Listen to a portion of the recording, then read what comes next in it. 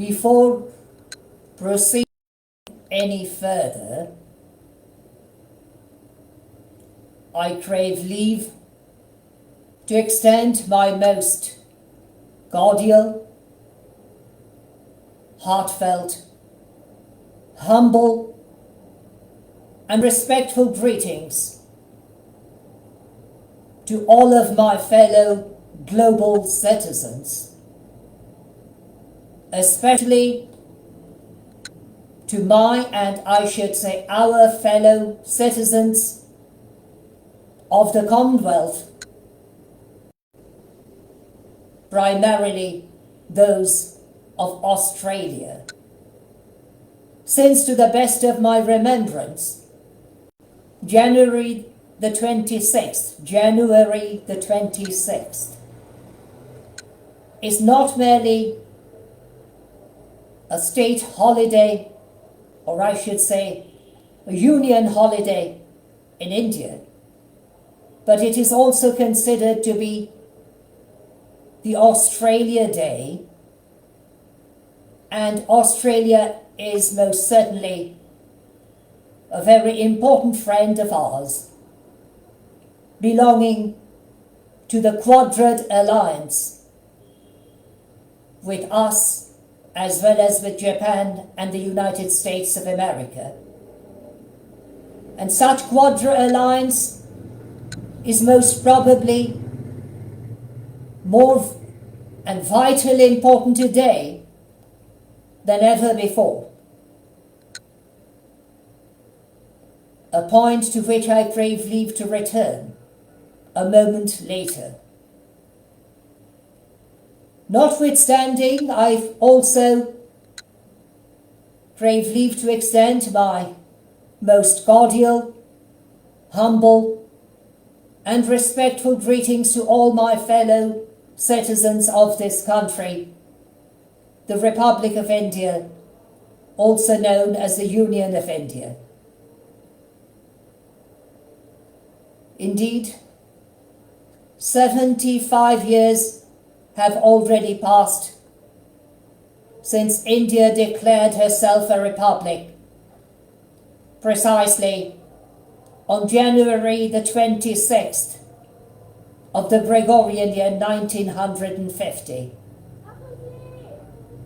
And it is the 76th Republic Day, which India celebrated and has been celebrating and is celebrating throughout this day and also this evening, our time, Indian Standard Time.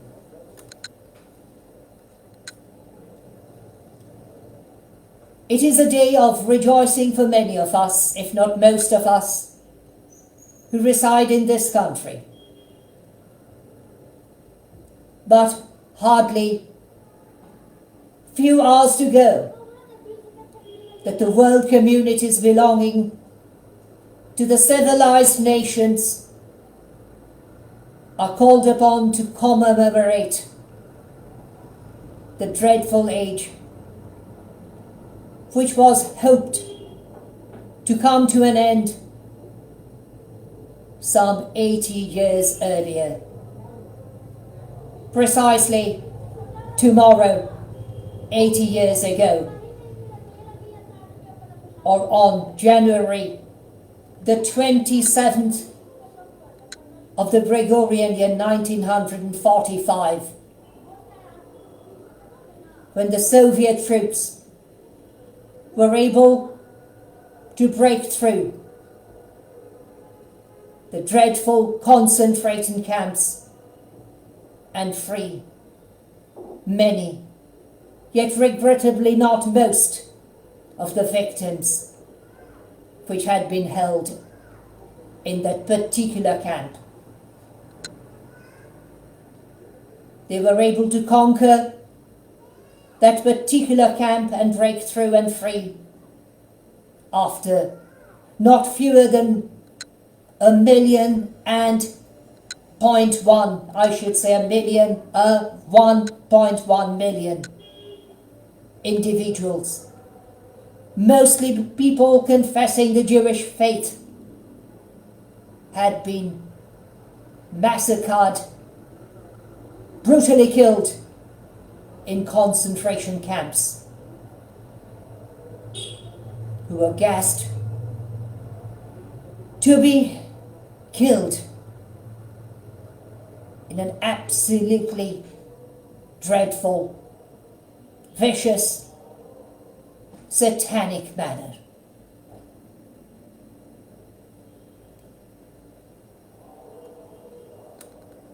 If I'm not wrong, the word republic, befitting this very day in our country, the Republic Day of India,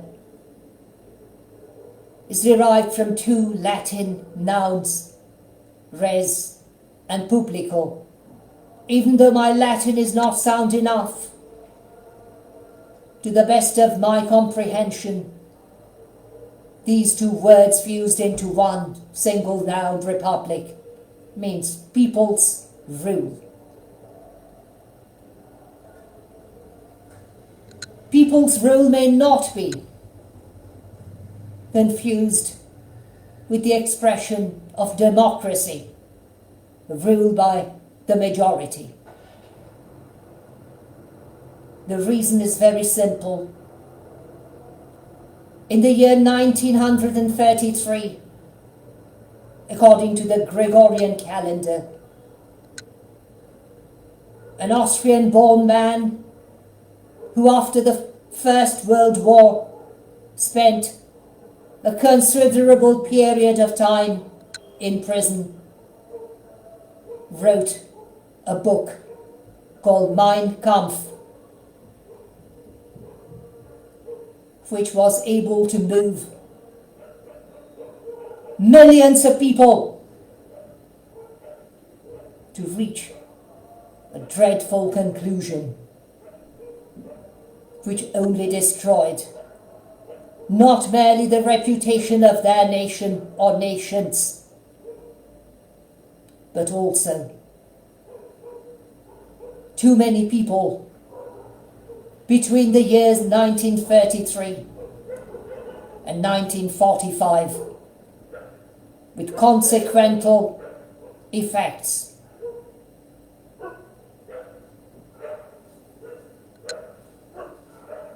The sash which I have on me today represents the Indian national flag, which is supposed to be the saffron on top or on the right, white in between, the color green at the base or on the left, and a blue stream or a blue wheel in between. Saffron means self-sacrifice according to the Oriental philosophy and Oriental doctrine. This is why we see many of the Aramites belonging to the Asian countries wear clothes which are dyed saffron. It is not orange, but saffron, signifying self-sacrifice. The color white, as it is known in most, if not all countries of the world, especially to the member states of the United Nations, represents purity. And the color green, unlike in most Western countries, it represents the color of valor or bravery in our country. Even though the Western notion of believing green to be the color of hope ought not to be outruled. And the color blue in between represents loyalty. Loyalty of a citizen towards his state or her state, towards his or her sovereign, above all, befitting our status or stati, our constitution. Under the given circumstances, in the Republic of India, the Constitution of India, which was initially promulgated as early as on the 26th of November of the Gregorian year 1949, more accurately 2 months prior to our Republic Day of the 26th of January 1950, becomes paramount in our country and should remain so.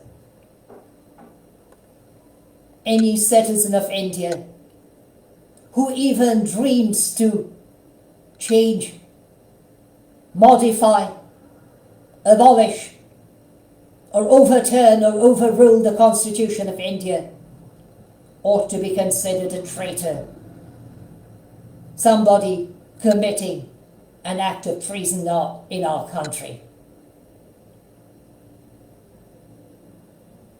True be it that democracy and republica are often not merely admirable, but appreciable, and to some extent overlap each other.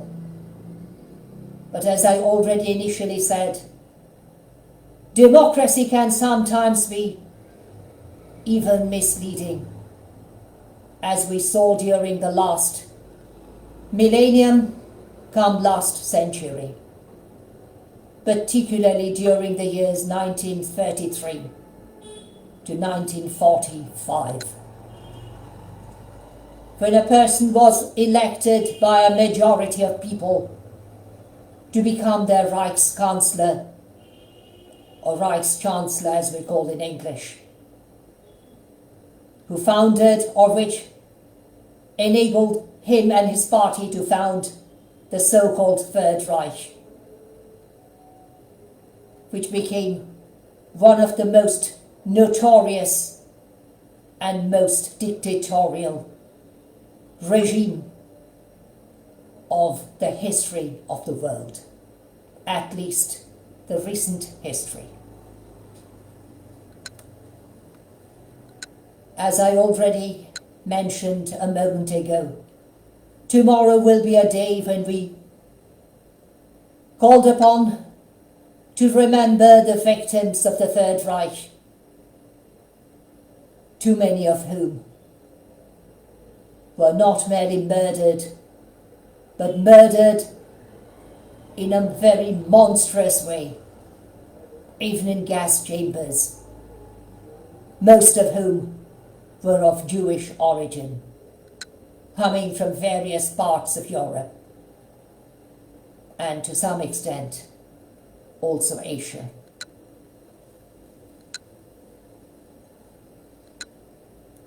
During the First World War, many of my relatives, including my late grandfather, were called upon to serve. As it is well known, the First World War lasted officially from 1914 till 1918 of the Gregorian year, or Gregorian calendar, I should say more correctly. My late grandfather served as a physician, and even though according to certain sources he was captured and detained briefly by the subordinated soldiers of Emperor Wilhelm II, yet he was released and permitted to return home because he was not a fighting soldier, but a civilian, a physician, a doctor, whose task was not to kill but to heal.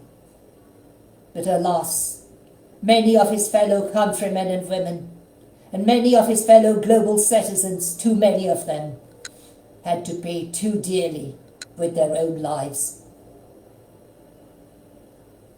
The world should have learned a lesson after the First World War, and the world wanted to prevent or at least minimize that dreadful error by forming the so-called the League of Nations. Yet alas, it failed. After the end of the Second World War, the United Nations, or more correctly, the United Nations Organization, was founded. And India played a considerably important role as a founding member. Yet alas, with our fellow global citizens and the fellow member states, we lost the battle time and time again in the past. And we continue to lose the battle even at this very moment, when wars are continuing in Eastern Europe, in the Middle East, in African countries. Notwithstanding the fact the dreadful dictators of North Korea and perhaps the People's Republic of China are also threatening the world peace, even at this very moment. This is one of the main reasons why the Quadrant Alliance of Australia, India, Japan and the United States become so decisively important, at least in our part of the world, as we are committed to maintain democracy, but also a democracy which is founded on the pillars of natural justice and equity for all. A democracy which should not be merely called democracy, but ought to be recognized both de jure and de facto as true democracy. We, like various other countries of the world, are threatened by dictators. And unless we act unitedly as one, we are likely to lose the battle at one end or the other of the world. We must act now, even at this very moment, even remembering the fact that we, as the fellow human beings of the victims suffering today, and millions of our fellow global citizens, most of whom are, alas, no longer alive, who suffered and paid too dearly during the First and the Second World Wars, are likely to suffer unless we act unitedly against the dictatorial regimes of the world, ensuring that true democracy based upon natural justice and equity are not merely established, but maintained and sustained by us as a united front of global citizens. This is my errand for today, while I hope to return and speak again tomorrow, recalling the dreadful losses suffered by too many of our fellow global citizens, even in the concentration camp of Auschwitz. I thank you in anticipation for your kind understanding and bid you the protection of the same Almighty God, the creator of the universe and the creator of each and every single one of us, even those victims who lost their lives during the wars, even in those dreadful concentration camps. Thank you and good evening.